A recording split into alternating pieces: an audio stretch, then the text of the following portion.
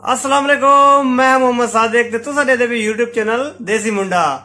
अज जबरदस्त शेरी दे नाल एक बारी वत हाजिर थी गए असा।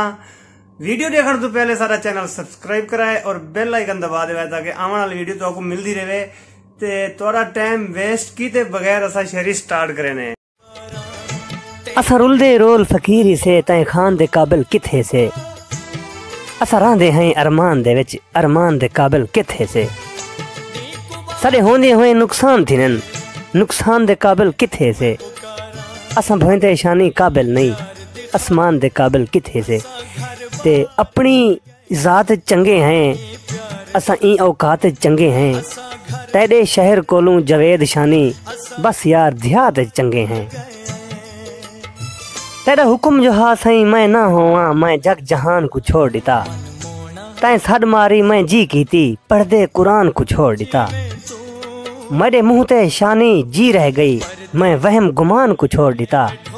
आया बाद मरण दे हुक्म तेरा मैं वल गुस्तान को छोड़ दिता। तू सिज ही मेरी जिंदगी दा थी मैं तू ओढ़र शाम न कर। कुछ प्यार प्रीत दा भरम भी रख थे वादे सब ना काम न कर। तैं बाज गुजारे औखे हैं इन्हें कावड़ नाल कलाम न कर।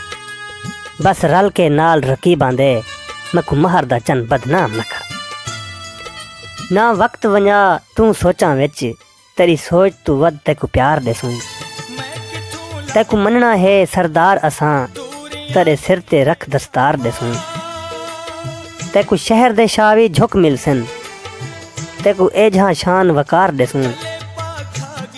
थी महर मुखलिस प्यार ता कर तेरे ना तू जिंदड़ी वार देसूं।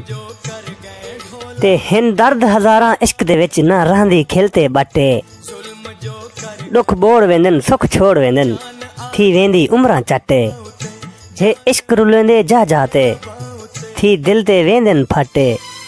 नहीं महर सौखा थी इश्क सकदा जेको इश्क दी लगी सटे।